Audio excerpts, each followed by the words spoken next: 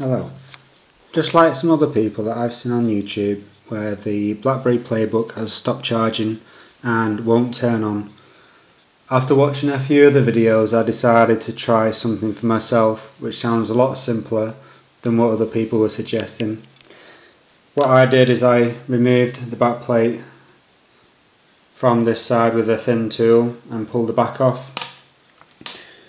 What I then did was got a credit card and put it underneath the battery just like it says in the other videos that's on here, obviously doing it very carefully so you don't pierce the battery.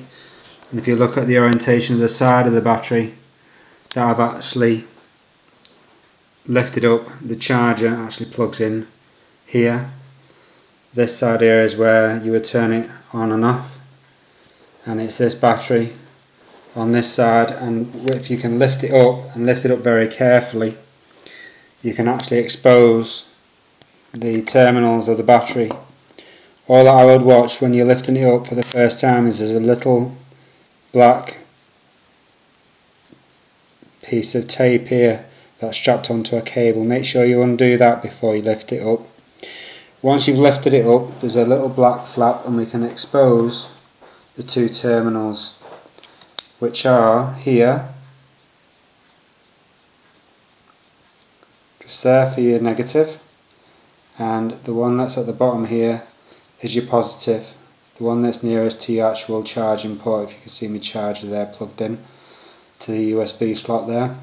Now what I did is I put this onto my meter, which at the time was showing 2.9 volts, and at the minute I've managed to get it up to 3.274 volts. And how I've managed to do that is, if you notice on these crocodile clips that I've got on the terminals of the batteries, is I've done a couple of fly leads off from the battery, and I thought, what about stack charging and everything else that I can do to get it started?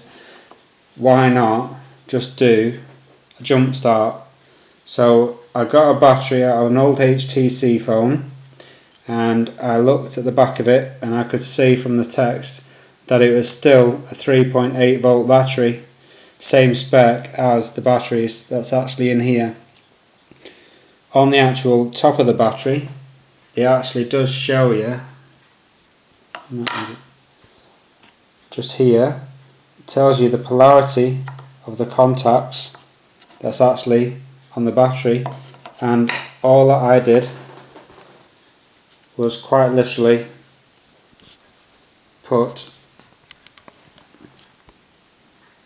the cores onto the battery and quite literally give it a jump start.